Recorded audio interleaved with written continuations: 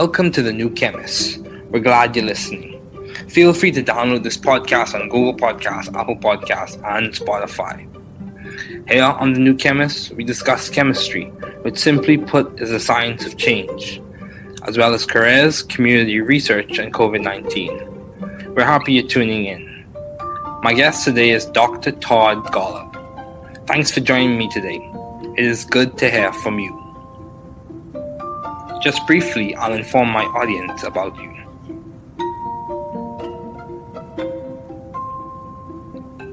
Dr. Todd Golub is a founding core member of the Broad Institute of Harvard and MIT, and serves as the Institute's Chief Scientific Officer and Director of its Cancer Program. He is also the Director of the Gerstner Center for Cancer Diagnostics at the Broad Institute.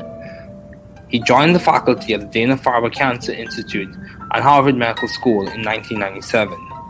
At the same time, he served as the leader of cancer genomics at the Whitehead Institute and MIT Center for Genome Research, which evolved into the cancer program at the Broad Institute, which he has directed since 2004. Dr. Golub is currently the Charles A. Dana Investigator in Human Cancer Genetics at the Dana-Farber Cancer Institute and Professor of Pediatrics at Harvard Medical School. He is the recipient of multiple awards, including the Erasmus Hematology Award, the Richard and Hinda Rosenthal Memorial Award, and the Outstanding Achievement Award from the American Association for Cancer Research, the Paul Marks Prize for Cancer Research, the E. Med Johnson Award from the Society for Pediatric Research, and the Judson Darland Prize for Outstanding Achievement in Clinical Investigation from the American Philosophical Society. Dr. Golub has served in the Scientific Advisory Board of numerous organizations, including serving as Chair of St. Jude's Children's Research Hospital and the Board of Scientific Advisors of the National Cancer Institute. Please welcome Dr. Todd Golub.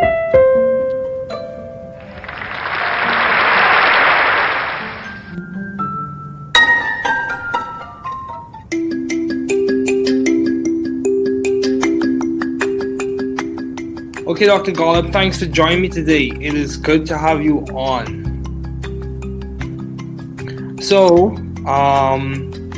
given all your responsibilities and accomplishments, I thought it would be good to have you as a guest on this podcast, serving at one of the leading institutes at Harvard and MIT.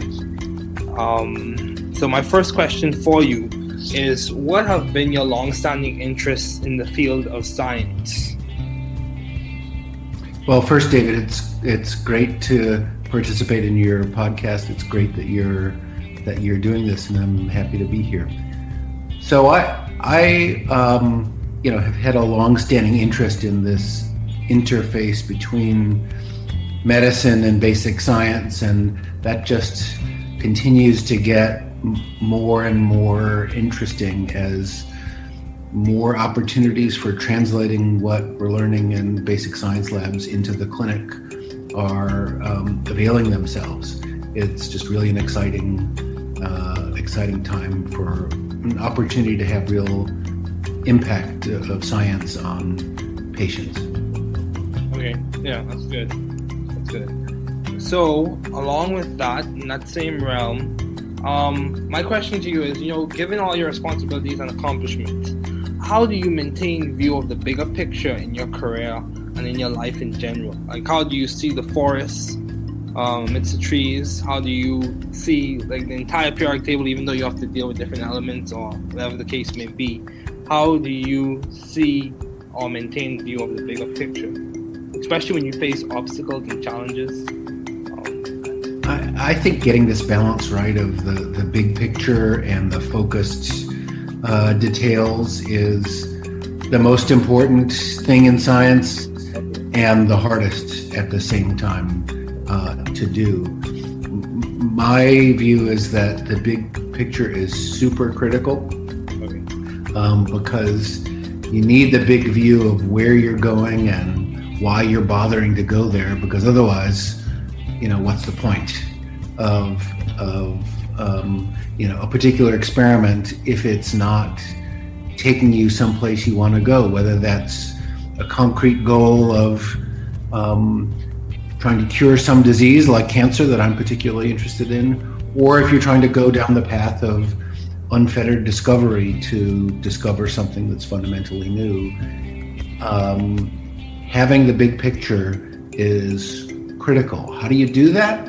I'm not sure I have a recipe, except that the question that I like to ask myself and members of my lab all the time is, let's imagine that the experiment that you're planning now were to be as successful as you hope it will be. Okay. Will it make a difference? And will people care? In my view, the worst possible experiment or project is one that's successful in the narrow sense, but nobody cares. Nobody pays attention to it, doesn't really move the needle, doesn't impact the field. And so there we shouldn't be so excited about a project that is, successful in some way, but doesn't really advance the field. I'd rather strike out and not be successful on a really important project that has the potential to matter than do something that just doesn't make any difference.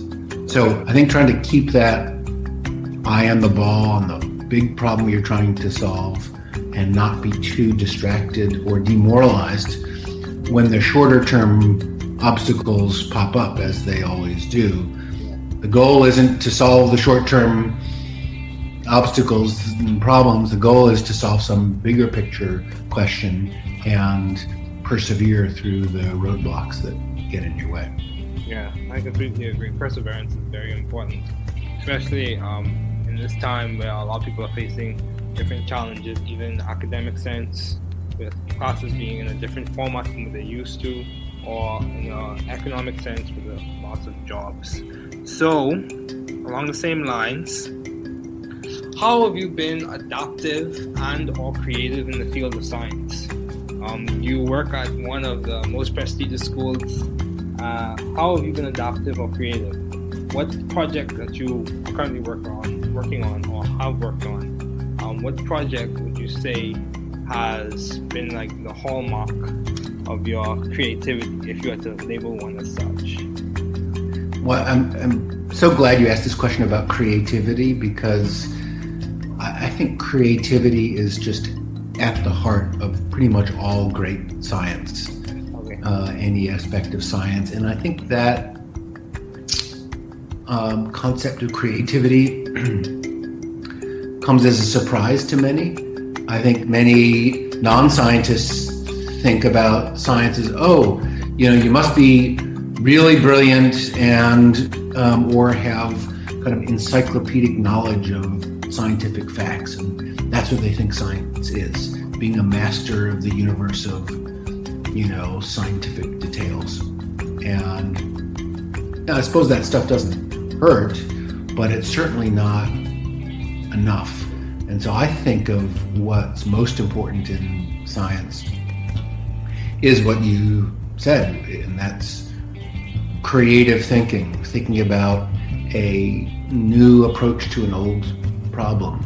For example, really trying to think in novel, out-of-the-box kind of ways. That's just super critical. And I think, I maybe have an extreme view of this, but I think that scientists should be surrounding themselves with other creative people, non-scientists, artists, for example. So, with that in mind, I helped start an artist in residence program at the Broad Institute, where we bring in every year one or two artists who are creative in their way. They're trying to look at the world through a new lens in their way and in their own language. And so we bring them in and have them hang out at the Broad Institute and talk to scientists with the hope that creative thinking very indirectly will have a benefit on the creative thinking of scientists at the Broad. Okay, wow, that's commendable. So my question to you is along the same lines. So it's quite clear that you have been successful in terms of the additive process when it comes to research and projects in your lab. So how do you go about coming up with ideas for research? do you like reference old literature and review the previous literature and get insight from the past, or is it just like you get a spark of insight or innovation? How do you go about coming up with new ideas for you to do research on, you and your lab? So that's an interesting question, and I don't have a process for it. Oh, good. And I would say that the steps in getting to a great idea for a new project, at least for me, tends to be kind of long and hard, and involve discarding a lot of ideas that maybe at first seemed like they were awesome, but then on further scrutiny, either by me or more commonly by someone in the lab, a postdoc or a student, and other scientists, when they press on that idea, come to discover, it's not actually a great idea, or it's a great idea in principle, but in practice, there's no way to really actualize it. Okay. So, and I think this is sometimes frustrating to people, like new people starting relatively early in their research careers, who have this expectation that, these ideas for a great project are supposed to come really easily, and you should be able to go quickly from the kernel of an idea to the execution of a project, and they get frustrated when this process of refining and pressing on an idea until you get it really right. You get frustrated when that takes time, and I think that amount of time, whatever it takes, is well worth it. Okay. Rather than rushing to just start executing on a project idea before you've really thought about its potential upside and the potential risks with it. Now, it's also an interesting question, how does that process of coming up with a great project idea relate to the past versus the future? On the one hand, if you're totally ignorant of the past, you're at risk of just doing the same experiment someone else has done and failing at it again.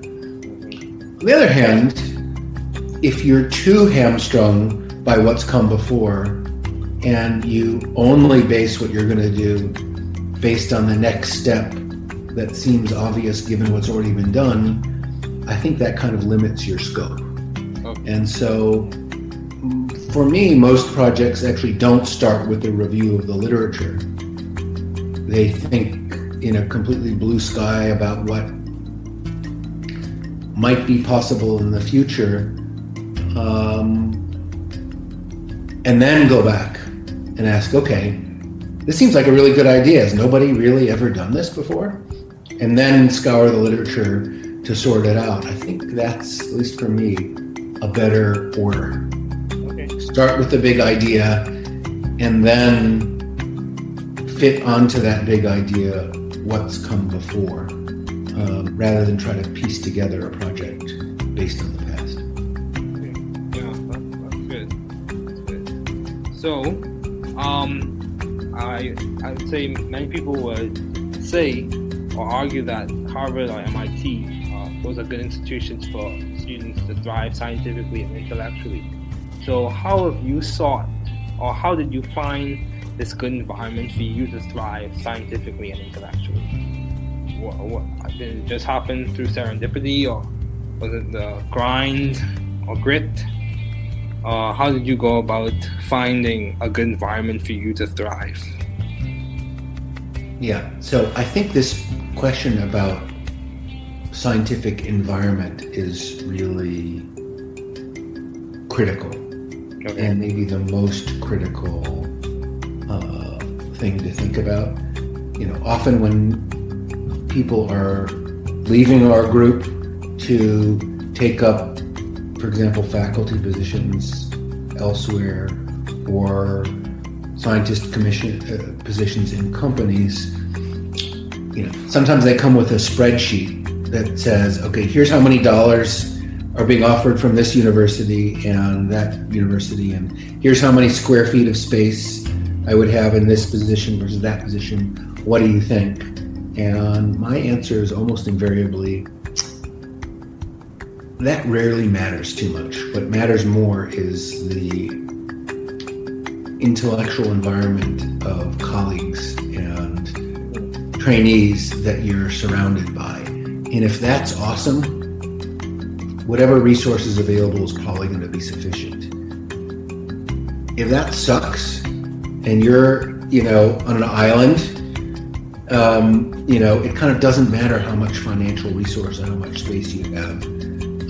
It's going to be tough going. So I think this scientific environment question of being, the environment in which there's a collaborative spirit and a critical mass of scientists who are thinking about some similar questions, but not in the identical way. That's what makes for a really ripe environment for research. And so you're right, the Boston community is pretty amazing with respect to the large number of faculty and students and trainees and other scientists in this community, and I think that makes us all better. How did I wind up here? Yeah, mostly by serendipity, but just continue to be drawn to it because of this richness of scientific discovery and curiosity and people. Okay, yeah, that's good. So, in terms of, if you had to given all your responsibilities and accomplishments, how are you maintaining a balanced life, or how do you maintain a balanced life? Well, I'm not sure I can claim to have succeeded in maintaining a balanced life. I think for some people, dividing their life into work and non-work personal life with a bright line between the two is what makes them happy and is effective. My brain doesn't work that way, for better or for worse, and so I tend to think of what I do as a person and as a scientist as a big continuum where sometimes the balance is wrong at any particular time. Okay. And then it swings the other direction at a different period of time. And that kind of flexibility works for me. I think, one of the skills in developing as a PI that often doesn't come naturally, didn't come naturally to me, but now I've gotten better at it, is how to say no to things. Okay. And to really only say yes to those things that you think are going to really drive your own scientific program, or have some other kind of positive impact, supporting students and trainees, or making the world a better place in some other way. If it doesn't really move the needle in some dimension that's significant, just say no. And that is easier said than done, but doing that can have a big impact on your sanity and work-life balance for sure. Wow, that's good. Yeah, I completely agree. For me personally, as a graduate student, I'm still figuring out balance myself. So I completely agree. Sometimes balance is a dynamic process. It's not I have achieved it or I have reached it completely. So after reviewing your profile and seeing all the work that you've done and the impact that you've made, I would say by many standards, people would say you have been successful as a professor in the field. So what would you attribute to your success? Or what has been the guiding factor or the impetus on which you have been so successful as a professor? Yeah, I'm not sure, but I would say that for me, the key to success is keeping focused on trying to make progress on a really big and important set of problems, and being open to taking that on with colleagues together to solve a really important problem, rather than focusing on what am I going to do myself as a professor or as a lab head. Because I think if you didn't think of the world in that way, it turns out you can take on projects and problems that are much more important when you do it collectively and collaboratively and focus on solving the problem rather than doing it just focused on your own lab. And that's been, I think, useful for me to keep that in mind. And if you do that and wind up making scientific progress, it does just fine for your own career. So it's not like it's falling on your sword to collaborate and to share in, authorship or leadership of a complex project if the project really benefits from that joint leadership. There's plenty of notoriety to go around for everybody. And so that's what I try to keep in mind. If you keep your eye on the goals and take the approach that you're going to do whatever is needed to solve those problems for the field and ultimately for patients, everything will turn out fine. Okay. Yeah, that's good. So, at the Broad Institute, I noticed there's a lot of collaboration. You mentioned how you even have collaborations from people who may not work directly in the field of science, as you mentioned with the artists in residence. So how have you maintained vision and teamwork in your environment? What has been how have you done that? Yeah, so I think the key to teamwork, I think, is having a goal that everyone is excited about. Okay. Feels like there's common cause. Yeah, that's a really important problem that I couldn't solve by myself, but I could be part of solving it together with others. And so, if the problem you're trying to solve isn't very important, why put up with the complications of some kind of complex, collaborative, team-based approach to science? Much simpler to do things just in your own group.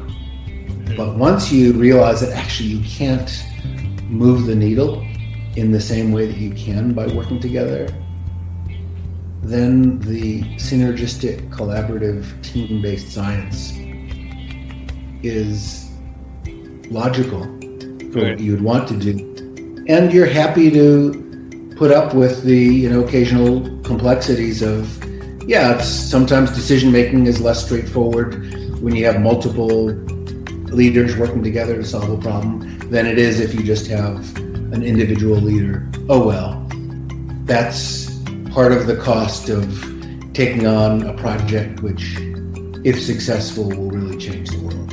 And that's a trade-off I'm more than willing to take.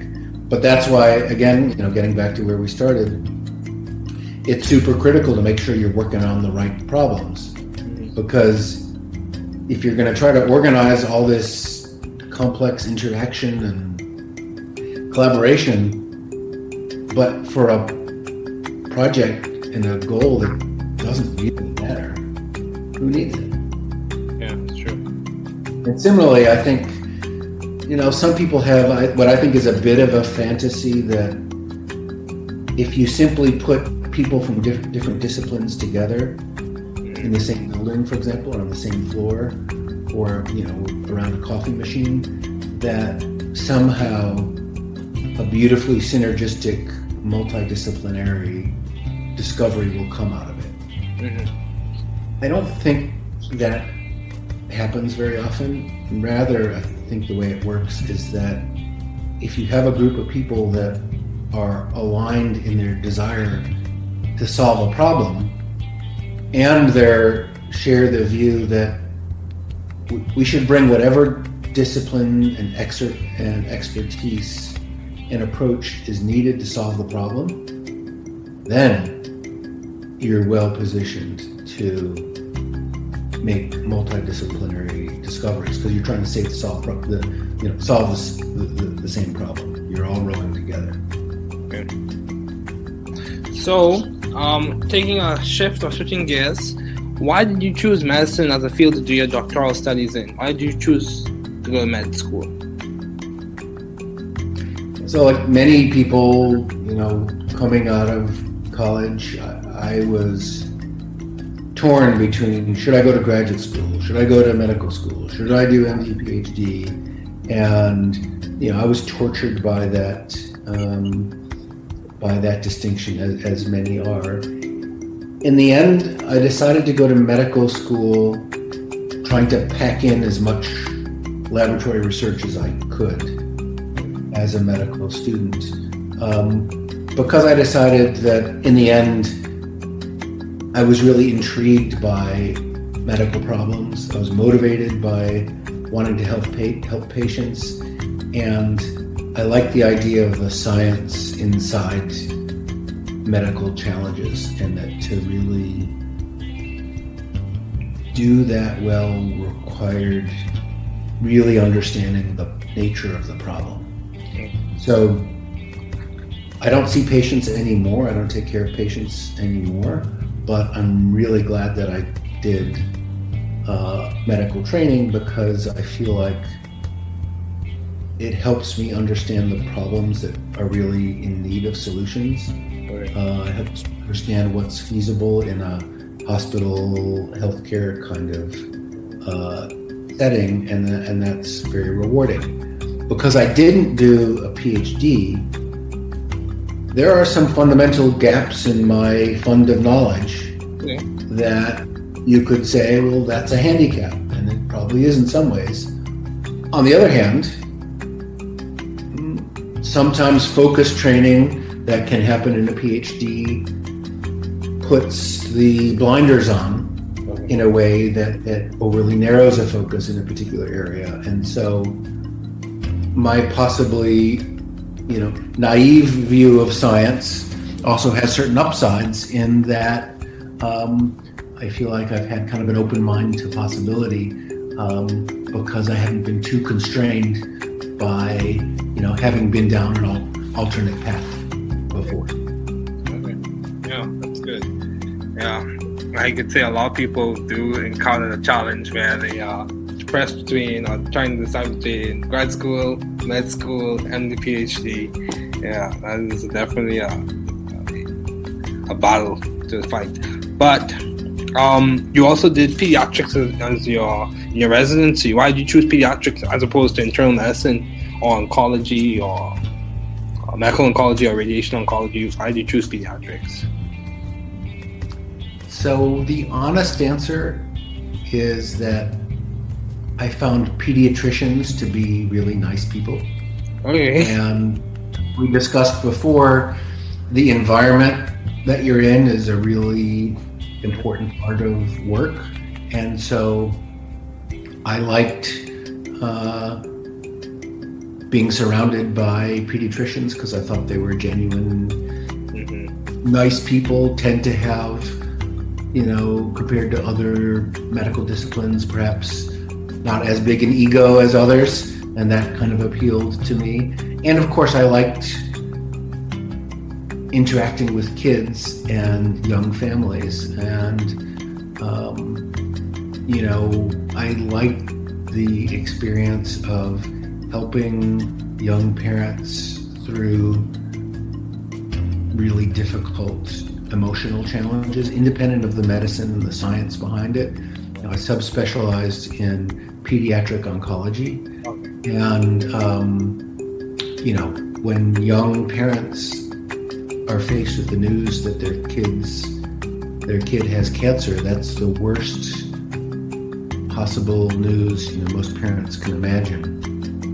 And so having to break that news to them, on the one hand, was very difficult and unpleasant. On the other hand, it was one of the things that brought me the greatest satisfaction as a doctor, because if you can help a family through the darkest period for them and help them see a ray of light and help them understand something really complex and help them see that there's reason for hope without sugarcoating it, then you've really done something personally meaningful, and that brought me a lot of pleasure. And so in an ironic way, that aspect of,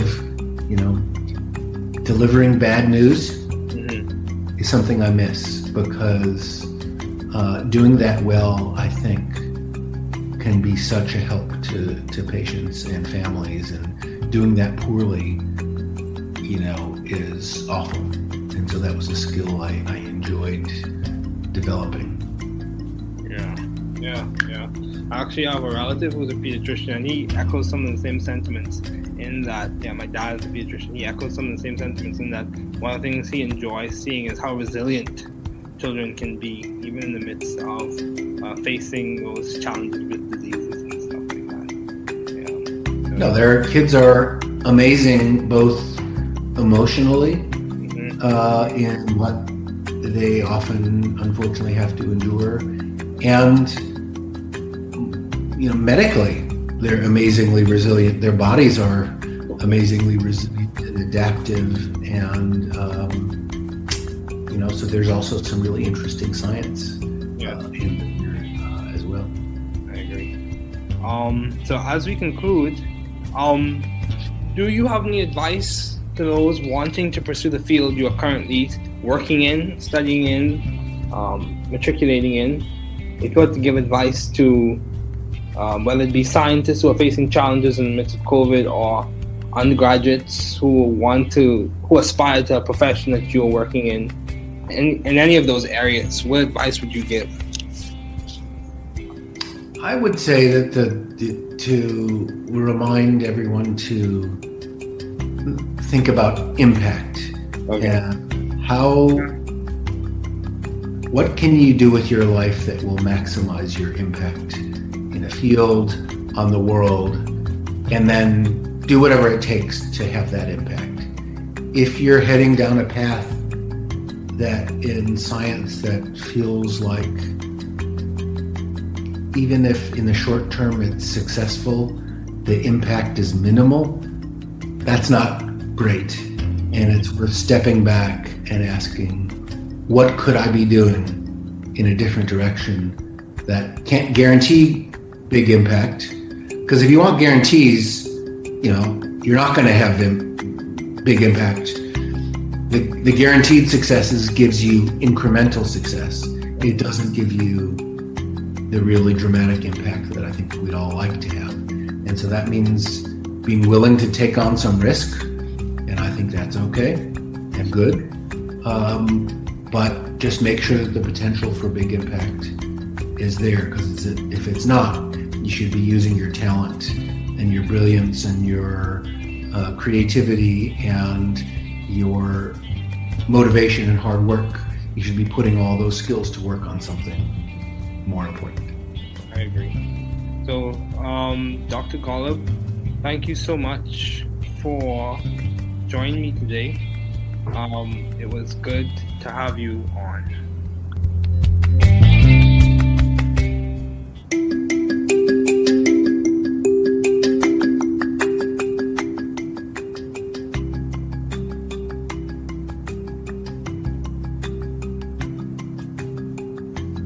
Interview von David Ferguson, ACS Bridge Fellow und Game Fellow mit Dr. Todd Golub, MD Direktor des Broad-Institute der Harvard University und Massachusetts Technologisches Institut. David Ferguson. Mein heutiger Gast ist Dr. Todd Golub. Vielen Dank, dass Sie heute bei mir waren. Es ist schön, von dir zu hören. Nur kurz, ich werde mein Publikum über Sie informieren. Dr. Todd Golub ist Gründungsmitglied des Broad Institute of Harvard und fungiert als Chief Scientific Officer des Instituts und Direktor seines Krebsprogramms. Er ist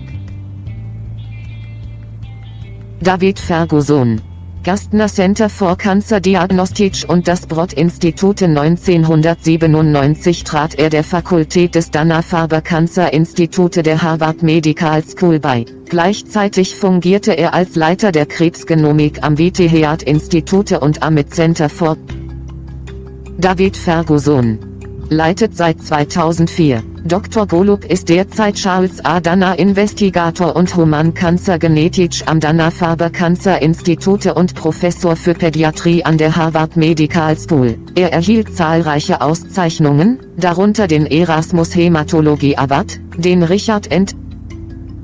David Ferguson, der Paul-Marx-Preis für Krebsforschung, der Emead Johnson Award der Society for Pediatric Research und der Judson-Darland-Preis für herausragende Leistungen in der klinischen Forschung von der American Philosophical Society. Dr. Golub war Mitglied des wissenschaftlichen Beirats zahlreicher Organisationen, unter anderem Vorsitzender des St. Jude David Ferguson, Berater des National Cancer Institute. Bitte David Ferguson.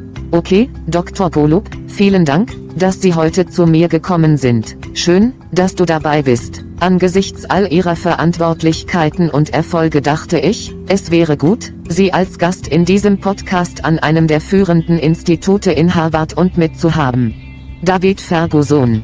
Meine erste Frage an Sie lautet also, was sind Ihre langjährigen Interessen im Bereich der Wissenschaft? Dr. Todd Golub, MD. Nun, zunächst einmal, David, es ist großartig, an deinem Podcast teilzunehmen, es ist großartig, dass du das machst, und ich freue mich, hier zu sein. Ich interessiere mich schon seit langem für diese Schnittstelle zwischen Medizin und Grundlagenwissenschaften. Dr. Todd Golub, MD. Und das wird immer interessanter, da sich immer mehr Möglichkeiten bieten, das, was wir in Laboren für Grundlagenwissenschaften lernen, in die Klinik zu übertragen. Es ist einfach eine wirklich aufregende Zeit für die Gelegenheit, einen echten Einfluss der Wissenschaft auf Patienten zu haben. David Ferguson.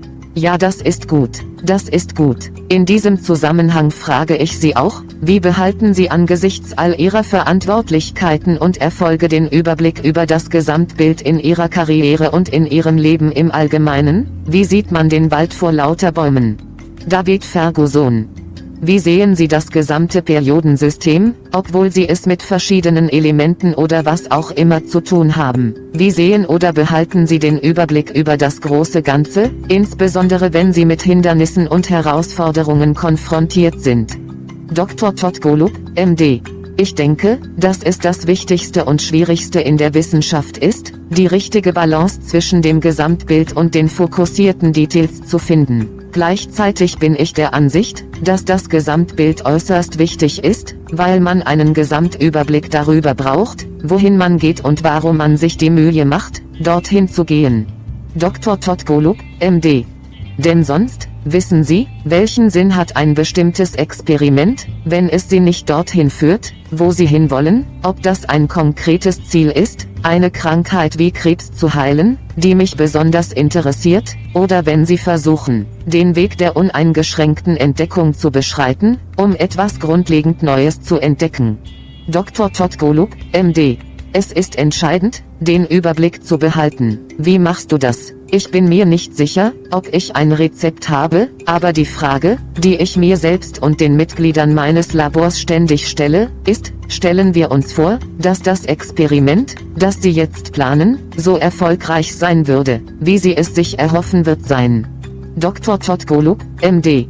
Wird es einen Unterschied machen, und wird es die Leute interessieren? Meiner Meinung nach ist das schlechteste Experiment oder Projekt im engeren Sinne erfolgreich, aber das interessiert niemanden. Niemand achtet darauf. Es bewegt die Nadel nicht wirklich und hat keinen Einfluss auf das Feld. Dr. Todd Golub, MD. Daher sollten wir uns über ein solches Projekt nicht so sehr freuen. Du weißt, in gewisser Weise erfolgreich, bringt das Feld aber nicht wirklich weiter. Ich würde lieber aufgeben und bei einem wirklich wichtigen Projekt, das das Potenzial hat, von Bedeutung zu sein, keinen Erfolg haben, als etwas zu tun, das einfach keinen Unterschied macht. Dr. Todd Golub, MD. Ich denke also, dass man versuchen sollte, den Ball und das große Problem, das man zu lösen versucht, im Auge zu behalten und sich nicht zu sehr ablenken oder demoralisieren lassen, wenn kurzfristige Hindernisse auftauchen, wie das immer der Fall ist. Das Ziel besteht nicht darin, kurzfristige Hindernisse und Probleme zu lösen. Dr. Todd Golub, MD. Das Ziel besteht darin, eine größere Frage zu lösen und die Hindernisse zu überwinden, die Ihnen im Weg stehen. David Ferguson. Ja, ich stimme voll und ganz zu. Beharrlichkeit ist sehr wichtig, insbesondere in dieser Zeit, in der viele Menschen vor unterschiedlichen Herausforderungen stehen, auch im akademischen Sinne, weil der Unterricht in einem anderen Format als früher abgehalten wird oder im wirtschaftlichen Sinne mit dem Verlust von Arbeitsplätzen. David Ferguson. Wie waren Sie in diesem Sinne anpassungsfähig und/oder kreativ im Bereich der Wissenschaft? Sie arbeiten an einer der renommiertesten Schulen. Wie waren Sie anpassungsfähig oder kreativ? An welchem Projekt arbeiten Sie gerade? Haben Sie gearbeitet oder wie haben Sie daran gearbeitet? David Ferguson. Welches Projekt wäre Ihrer Meinung nach das Markenzeichen Ihrer Kreativität gewesen, wenn Sie es als solches bezeichnen müssten? Dr. Todd Golub, MD. Weißt du was? Ich bin so froh, dass Sie diese Frage zum Thema Kreativität gestellt haben, denn meiner Meinung nach ist Kreativität das Herzstück praktisch aller großen Wissenschaften. Jeder Aspekt der Wissenschaft und ich denke, dass dieses Konzept der Kreativität für viele eine Überraschung ist. Dr. Todd Golub, MD. Ich denke, viele Nichtwissenschaftler denken über Wissenschaft so, oh, wissen Sie, man muss wirklich brillant sein und/oder über eine Art enzyklopädisches Wissen über wissenschaftliche Fakten verfügen, und das ist es, was sie denken. Wissenschaft bedeutet, ein Meister des Universums zu sein, wissen Sie, der wissenschaftlichen Details und, wissen Sie. Dr. Todd Golub, MD. Und ich nehme an, dass das Zeug nicht wehtut, aber es reicht sicherlich nicht aus. Und ich denke, das Wichtigste in der Wissenschaft ist, was Sie gesagt haben, und das ist kreatives Denken, zum Beispiel über einen neuen Ansatz für ein altes Problem nachzudenken, wirklich zu versuchen, über den Tellerrand hinaus zu denken und neue Wege zu gehen, das ist einfach so super kritisch. Dr. Todd Golub, MD. Und ich denke, wissen Sie, ich habe vielleicht eine extreme Meinung dazu, aber ich denke, dass Wissenschaftler sich mit anderen kreativen Menschen umgeben sollten, zum Beispiel mit Nichtwissenschaftlern, Künstlern. Wissen Sie, vor diesem Hintergrund habe ich mitgeholfen, ein Artist-in-Residence-Programm am Broad-Institute ins Leben zu rufen, wo wir jedes Jahr 1 oder 2 Künstler zusammenbringen. Dr. Todd Golub, MD. Sind auf ihre Art kreativ. Sie versuchen, die Welt auf ihre Art und Weise durch eine neue Linse zu betrachten, in ihrer eigenen Sprache. Und so holen wir sie herein und lassen sie im Broad-Institute abhängen und mit Wissenschaftlern sprechen, in der Hoffnung, dass diese Art des kreativen Denkens ganz indirekt einen Nutzen für das Institut haben wird. Dr. Todd Golub, MD. Kreatives Denken der Wissenschaftler am Broad. David Ferguson. Wo? Das ist lobenswert. Meine Frage an Sie geht also in die gleiche Richtung. Es ist also ganz klar, dass Sie in Bezug auf Ideen und den Ideenfindungsprozess erfolgreich waren, wenn es um Forschung und Projekte in Ihrem Labor geht. Wie kommen Sie also auf Ideen für die Forschung? David Ferguson. Verweisen Sie gerne auf alte Literatur, überprüfen Sie die frühere Literatur und erhalten Sie Einblicke in die Vergangenheit? Oder ist es nur ein Funke Einsicht oder Innovation? Wie kommen Sie auf neue Ideen, über die Sie recherchieren können? David Ferguson. In Ihrem Labor.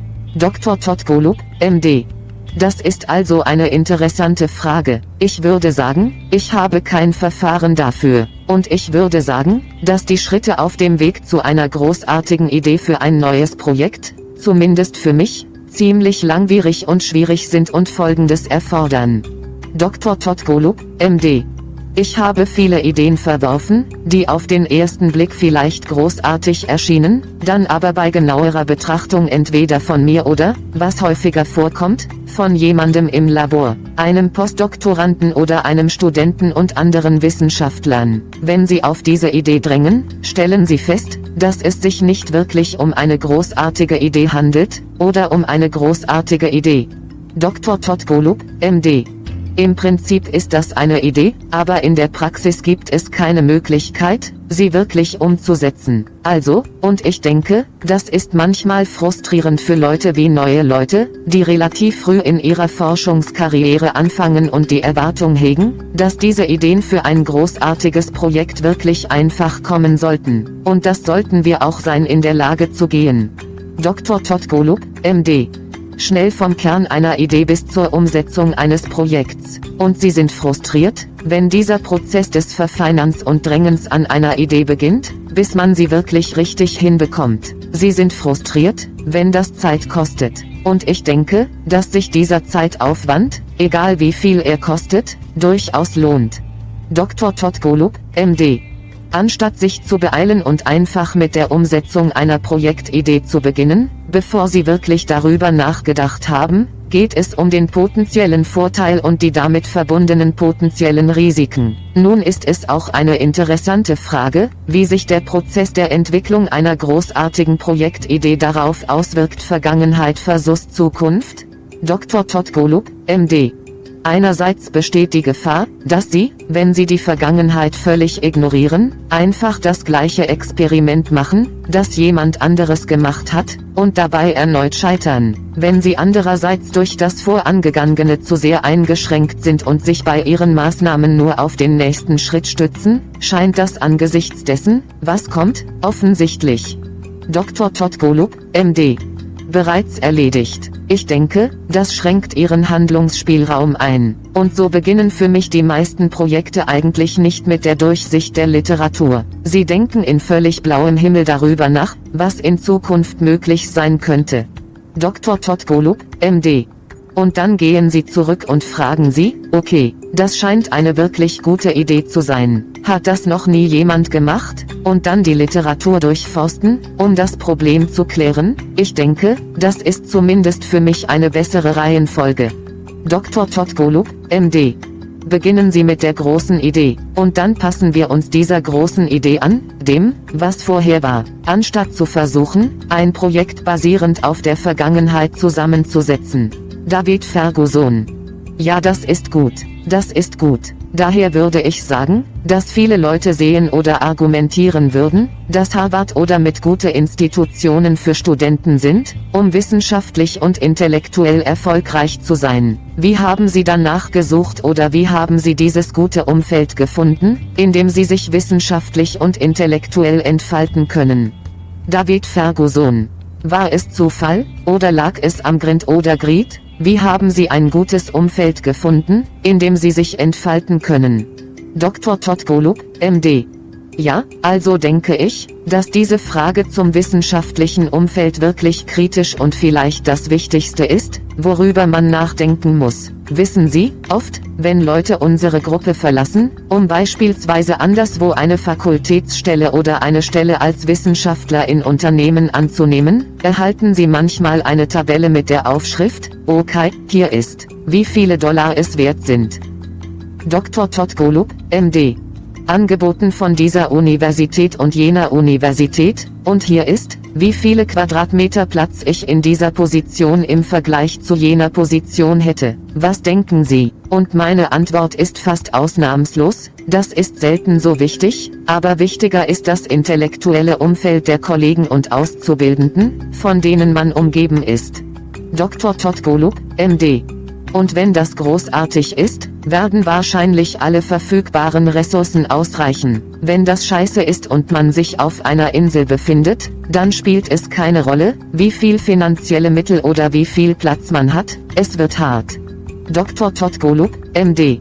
Ich denke also, dass es sich bei diesem wissenschaftlichen Umfeld um ein Umfeld handelt, in dem ein kollaborativer Geist und eine kritische Masse von Wissenschaftlern herrschen, die über ähnliche Fragen nachdenken, aber nicht auf die gleiche Weise. Das macht einen wirklich reifen Dr. Todd Golub, MD.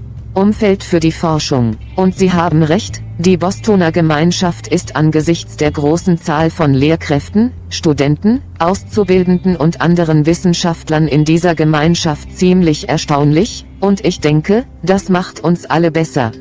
Dr. Todd Golub, MD. Wie bin ich hier gelandet? Ja, hauptsächlich durch Zufall. Ja, aber ich fühlte mich einfach immer noch davon angezogen, wegen dieser Fülle an wissenschaftlichen Entdeckungen, Neugier und Menschen. David Ferguson. Okay, ja, das ist gut. Also im Hinblick darauf, ob Sie es müssten, angesichts all Ihrer Verantwortlichkeiten und Erfolge. Wie pflegen Sie ein ausgeglichenes Leben bzw. wie pflegen Sie ein ausgeglichenes Leben? Dr. Todd Golub, MD. Nun, ich bin mir nicht sicher, ob ich behaupten kann, es sei mir gelungen, ein ausgeglichenes Leben aufrecht zu erhalten. Ich denke, für manche Menschen ist es das, was sie glücklich macht und effektiv ist, wenn sie ihr Leben in Arbeit und Privatleben mit einer klaren Linie zwischen beiden aufteilen. Dr. Todd Golub, MD. Mein Gehirn funktioniert weder im Guten noch im Schlechten so, und deshalb neige ich dazu, das, was ich als Person und als Wissenschaftler tue, als ein großes Kontinuum zu betrachten, in dem manchmal zu einem bestimmten Zeitpunkt das Gleichgewicht nicht stimmt. Dr. Todd Golub, MD. Und dann dreht es sich zu einem anderen Zeitpunkt in die andere Richtung, und diese Art von Flexibilität funktioniert für mich. Ich denke, wissen Sie, eine der Fähigkeiten bei der Entwicklung als PI, Principal Investigator, die oft nicht selbstverständlich ist oder für mich nicht selbstverständlich war, aber jetzt bin ich darin besser geworden. Dr. Todd Golub, MD. Wie man Nein zu den Dingen sagt und wirklich nur Ja zu den Dingen sagt, von denen man glaubt, dass sie wirklich ihr eigenes wissenschaftliches Programm vorantreiben oder eine andere positive Auswirkung haben, indem sie Studenten und Auszubildende unterstützen oder die Welt in manchen Fällen zu einem besseren Ort machen. Andere Weise. Dr. Todd Golub, MD. Wenn es die Nadel in einer Dimension nicht wirklich bewegt, ist das von Bedeutung. Sag einfach Nein. Und das ist, wie Sie wissen, leichter gesagt als getan. Aber das kann sicherlich einen großen Einfluss auf Ihre geistige Gesundheit und die... David Ferguson. Wo das ist gut. Ich stimme vollkommen zu. Was mich persönlich betrifft, als Doktorand bin ich immer noch dabei, das Gleichgewicht selbst herauszufinden, also stimme ich voll und ganz zu. Manchmal ist Gleichgewicht ein dynamischer Prozess. Es ist nicht so, ich habe es erreicht oder ich habe es vollständig erreicht. David Ferguson. Nachdem ich mir also Ihr Profil angesehen und all Ihre Arbeit und die Wirkung, die Sie erzielt haben, gesehen habe, würde ich in vielerlei Hinsicht sagen, dass die Leute sagen würden, dass Sie als Professor auf diesem Gebiet erfolgreich waren. David Ferguson. Worauf würden Sie also Ihren Erfolg zurückführen oder was war der treibende Faktor oder der Anstoß, der Sie als Professor so erfolgreich gemacht hat? Dr. Todd Golub, MD.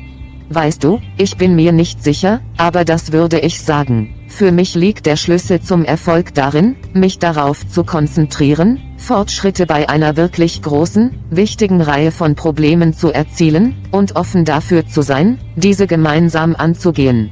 Dr. Todd Golub, MD. Kollegen zusammenbringen, um ein wirklich wichtiges Problem zu lösen, anstatt mich darauf zu konzentrieren, was ich selbst als Professor oder Laborleiter tun werde. Denn ich denke, wenn man die Welt nicht so sieht, stellt sich heraus, dass man es schaffen kann. Dr. Todd Golub, MD. Projekte und Probleme, die viel wichtiger sind, wenn man sie kollektiv und kollaborativ angeht und sich auf die Lösung des Problems konzentriert, statt es selbst zu tun, sich nur auf sein eigenes Labor zu konzentrieren. Und ich denke, es war nützlich für mich, das im Dr. Todd Golub, MD. Und wenn Sie das tun und am Ende wissenschaftliche Fortschritte machen, ist das für Ihre eigene Karriere völlig in Ordnung. Es ist also nicht so, dass Ihnen die Zusammenarbeit und die Weitergabe der Urheberschaft oder Führung eines komplexen Projekts aufs Schwert fällt, wenn das Projekt wirklich von dieser gemeinsamen Führung profitiert. Dr. Todd Golub, MD. Es gibt jede Menge Bekanntheit für jeden, und genau das versuche ich im Hinterkopf zu behalten, wenn man die Ziele im Auge behält und den Ansatz verfolgt, alles Nötige zu tun, um diese Probleme für das Fachgebiet und letztendlich für die Patienten zu lösen. Dr. Todd Golub, MD. Alles wird gut ausgehen. David Ferguson. Ja, das ist gut. Am Broad-Institute ist mir also viel Zusammenarbeit aufgefallen, und Sie haben erwähnt, dass es sogar Kooperationen mit Leuten gibt, die möglicherweise nicht direkt im Bereich der Wissenschaft arbeiten, wie Sie es beim Artists in Residence Programm erwähnt haben. David Ferguson. Wie haben Sie in Ihrem Umfeld Vision und Teamarbeit aufrechterhalten? Was war, wie hast du das gemacht? Dr. Todd Golub, MD. Also nochmal, denke ich. Der Schlüssel zur Teamarbeit liegt meiner Meinung nach darin, ein Ziel zu haben, von dem alle begeistert sind. Es fühlt sich an, als gäbe es eine gemeinsame Sache. Ja, das ist ein wirklich wichtiges Problem, das ich alleine nicht lösen könnte, aber ich könnte dazu beitragen, es gemeinsam mit anderen zu lösen. Dr. Todd Golub, MD. Und so wissen Sie, wenn das Problem, das Sie lösen möchten, nicht sehr wichtig ist. Warum sollte man sich mit den Komplikationen eines komplexen, Sie wissen schon, kollaborativen, themenbasierten Ansatzes für die Wissenschaft abfinden? Es ist viel einfacher, Dinge nur in der eigenen Gruppe zu erledigen. Dr. Todd Golub, MD. Aber sobald Sie erkennen, dass Sie die Nadel tatsächlich nicht auf die gleiche Weise bewegen können, wie Sie es durch Zusammenarbeit können, dann ist die synergetische, kollaborative, themenbasierte Wissenschaft logisch, die Sie machen möchten, und Sie nehmen gerne die gelegentliche Komplexität in Kauf. Ja, manchmal ist die Entscheidungsfindung weniger einfach, wenn mehrere Führungskräfte arbeiten. Dr. Todd Golub, MD. Gemeinsam können wir ein Problem lösen, als wenn wir nur einen einzelnen Anführer haben. Nun ja, das ist ein Teil der Kosten für die Übernahme eines Projekts, das, wenn es erfolgreich ist, die Welt wirklich verändern wird. Und das ist ein Kompromiss, den ich gerne eingehen würde. Dr. Todd Golub, MD. Aber deshalb sind wir wieder da, wo wir angefangen haben. Es ist äußerst wichtig, sicherzustellen, dass Sie an den richtigen Problemen arbeiten, denn wenn Sie versuchen, all diese komplexe Interaktion und Zusammenarbeit zu organisieren, aber für ein Projekt und ein Ziel spielt das keine Rolle, wer braucht das? David Ferguson. Ja, das ist wahr. Dr. Todd Golub, MD. Und ich denke, einige Leute haben meiner Meinung nach eine Art Fantasie, dass, wenn man es einfach ausdrückt, Menschen aus verschiedenen Disziplinen im selben Gebäude zusammenkommen, zum Beispiel auf derselben Etage oder, wissen Sie, rund um eine Kaffeemaschine, dass daraus irgendwie eine wunderbar synergetische, multidisziplinäre Entdeckung entstehen wird. Dr. Todd Golub, MD. Ich glaube nicht, dass das sehr oft vorkommt. Ich denke vielmehr, dass es so funktioniert, wenn man eine Gruppe von Menschen hat, die in ihrem Wunsch, ein Problem zu lösen, übereinstimmen und die Ansicht teilen, dass Dr. Todd Golub, MD. Wir sollten die Disziplin, den Experten und das Fachwissen mitbringen, die zur Lösung des Problems erforderlich sind. Dann sind sie gut aufgestellt, um multidisziplinäre Entdeckungen zu machen, weil sie versuchen, das gleiche Problem zu lösen. David Ferguson. Warum haben Sie sich für die Medizin als Fachgebiet für Ihr Doktoratsstudium entschieden und warum haben Sie sich für ein Medizinstudium entschieden? Dr. Todd Golub, MD. Wie viele Leute, wissen Sie, war ich nach dem College hin und her gerissen zwischen der Frage, ob ich ein Graduiertenstudium absolvieren sollte, ob ich Medizin studieren sollte oder ob ich MD-PhD machen sollte. Und wissen Sie, ich wurde von dieser Unterscheidung gequält, wie es bei vielen der Fall ist. Dr. Todd Golub, MD. Am Ende habe ich beschlossen, ein Medizinstudium zu absolvieren und zu versuchen, so viel Laborforschung wie möglich als Medizinstudent einzupacken, weil ich es am Ende so entschieden habe. Ich war wirklich fasziniert von medizinischen Problemen. Mich motivierte der Wunsch, Patienten zu helfen. Dr. Todd Golub, MD. Und mir gefiel die Idee, dass die Wissenschaft hinter medizinischen Herausforderungen steckt, und dass man die Natur des Problems wirklich verstehen muss, um das wirklich gut zu machen. Ich sehe also keine Patienten mehr, ich kümmere mich nicht mehr um Patienten, aber ich bin wirklich froh, dass ich eine medizinische Ausbildung gemacht habe, weil Dr. Todd Golub, MD. Es hilft mir, die Probleme zu verstehen, die wirklich einer Lösung bedürfen. Ich verstehe, was in einem Krankenhaus und Gesundheitsbereich machbar ist, und das ist sehr bereichernd. Allerdings habe ich keinen Doktortitel gemacht. Es gibt einige grundlegende Lücken in meinem Wissensfundus, von denen man sagen könnte, dass das ein Handicap ist, und das ist bei manchen wahrscheinlich auch der Fall. Dr. Todd Golub, MD. Wege. Andererseits, manchmal führt eine gezielte Schulung, die im Rahmen eines Doktoratsstudiums stattfinden kann, zu Scheuklappen, so dass der Fokus auf einen bestimmten Bereich übermäßig eingeschränkt wird. Und so hat meine möglicherweise, wissen Sie, naive Sicht auf die Wissenschaft darin auch gewisse Vorteile. Dr. Todd Golub, MD. Ich habe das Gefühl, dass ich den Möglichkeiten gegenüber irgendwie aufgeschlossen war, weil ich nicht allzu sehr dadurch eingeschränkt wurde, dass ich schon einmal einen alternativen Weg eingeschlagen habe. David Ferguson. Okay, ja, das ist gut. Ja, ich könnte sagen, dass es für viele Menschen eine Herausforderung darstellt, sich zwischen einem Graduiertenstudium, einem Medizinstudium und einem MD oder PhD zu entscheiden. Ja, das ist definitiv ein Kampf, den es zu kämpfen gilt. Doch warum haben Sie sich für Ihre Facharztausbildung für Pädiatrie und nicht für Innere Medizin, Onkologie oder Medizin entschieden? David Ferguson. Onkologie oder Radio-Onkologie? Warum haben Sie sich für die Pädiatrie entschieden? Dr. Todd Golub, MD.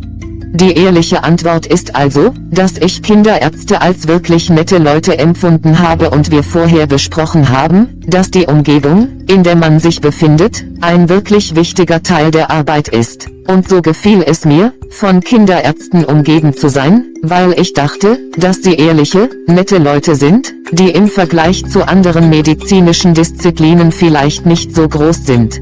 Dr. Todd Golub, MD. Ich hatte ein Ego wie andere, und das gefiel mir irgendwie. Und natürlich gefiel mir der Umgang mit Kindern und jungen Familien, und ich mag die Erfahrung, jungen Eltern bei der Bewältigung wirklich schwieriger emotionaler Herausforderungen zu helfen, unabhängig von der Medizin und der Wissenschaft dahinter. Dr. Todd Golub, MD. Wissen Sie, ich habe mich auf pädiatrische Onkologie spezialisiert. Und wissen Sie, wenn junge Eltern mit der Nachricht konfrontiert werden, dass ihre Kinder, ihr Kind, Krebs haben, ist das die schlimmste Nachricht, die sich die meisten Eltern vorstellen können. Und zum einen müssen sie ihnen diese Nachricht mitteilen.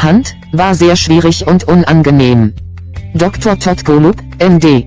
Andererseits war es eines der Dinge, die mir als Arzt die größte Befriedigung bereiteten, denn wenn man einer Familie durch die für sie dunkelste Zeit helfen kann und ihnen helfen kann, einen Lichtstrahl zu sehen und ihnen zu helfen. Dr. Todd Golub, MD. Etwas wirklich Komplexes verstehen und ihnen helfen, zu erkennen, dass es Grund zur Hoffnung gibt. Ja, ohne es zu beschönigen, dann hast du wirklich etwas getan, was für mich persönlich bedeutsam ist und mir viel Freude bereitet hat. Ironischerweise vermisse ich diesen Aspekt der Übermittlung schlechter Nachrichten, weil ich denke, dass es möglich ist, das gut zu machen. Dr. Todd Golub, MD. Eine solche Hilfe für Patienten und Familien und es ist schrecklich, das schlecht zu machen. Und das war eine Fähigkeit, die ich gerne entwickelte. David Ferguson. Ja, tatsächlich habe ich einen Verwandten, der Kinderarzt ist, Dr. W. Ferguson, MD, Vater, und er gibt darin einige der gleichen Ansichten wieder. Ja, mein Vater ist Kinderarzt. Er wiederholte einige der gleichen Ansichten, und es macht ihm Spaß, zu sehen, wie belastbar Kinder sein können. David Ferguson. selbst inmitten der Herausforderungen mit Krankheiten und dergleichen. Dr. Todd Golub, MD. Wissen Sie, Ihre Kinder sind sowohl emotional als auch was sie oft leider ertragen müssen, erstaunlich, und medizinisch gesehen sind sie erstaunlich belastbar und Ihr Körper ist erstaunlich anpassungsfähig. Wissen Sie, es gibt da auch einige wirklich interessante wissenschaftliche Erkenntnisse. Dr. Todd Golub, MD. Ich stimme zu. David Ferguson. So wie wir es abschließen, haben Sie einen Rat für diejenigen, die den Bereich verfolgen möchten, in dem sie derzeit arbeiten, studieren oder sich immatrikulieren? Wenn Sie Ratschläge geben müssten, seien es Wissenschaftler, die vor Herausforderungen stehen, inmitten von Covid oder Studenten, die einen Beruf anstreben, in dem sie arbeiten, oder einen solchen. David Ferguson. Welchen Rat würden Sie zu diesen Bereichen geben? Dr. Todd Golub, MD. Ich würde das sagen, um alle daran zu erinnern, über die Auswirkungen nachzudenken. Wie, was können Sie mit Ihrem Leben tun, um Ihren Einfluss auf einem bestimmten Gebiet auf der Welt zu maximieren? Und dann tun Sie alles, was nötig ist, um diese Wirkung zu erzielen, wenn Sie einen Weg einschlagen. Dr. Todd Golub, MD. Das fühlt sich in der Wissenschaft so an. Selbst wenn es kurzfristig erfolgreich ist, ist die Wirkung minimal, das ist nicht großartig. Und es lohnt sich, einen Schritt zurückzutreten und zu fragen, was könnte ich in eine andere Richtung tun, die keine große Wirkung garantieren kann? Dr. Todd Golub, MD. Denn wenn Sie Garantien wünschen, wissen Sie, dass sie keine großen Auswirkungen haben werden. Die garantierten Erfolge verschaffen Ihnen inkrementellen Erfolg. Es hat nicht die wirklich dramatische Wirkung, die wir meiner Meinung nach alle gerne hätten. Und das bedeutet, bereit zu sein, ein gewisses Risiko einzugehen. Dr. Todd Golub, MD. Und ich denke, das ist in Ordnung und gut. Aber stellen Sie einfach sicher, dass das Potenzial für eine große Wirkung vorhanden ist, denn wenn nicht, sollten Sie Ihr Talent, Ihre Brillanz, Ihre Kreativität, Ihre Motivation und Ihre harte Arbeit einsetzen. Dr. Todd Golub, MD. Sie sollten all diese Fähigkeiten für etwas Wichtigeres einsetzen. David Ferguson. Ich stimme zu. Also, Dr. Golub, vielen Dank, dass Sie heute zu mir gekommen sind. Es war schön, dich dabei zu haben. Originalaufnahme für ein Interview aus dem Jahr 2020 im Interview.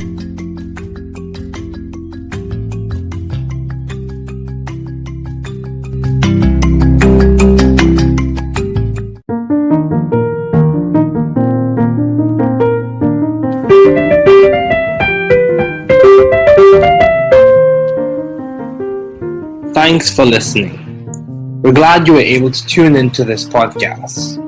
Once again, this is the New Chemist, where we discuss chemistry, which simply put is the science of change, as well as the other sciences, careers, community, research, and COVID-19. Thanks again for listening. Note, the views on this podcast represent those of my guest and I.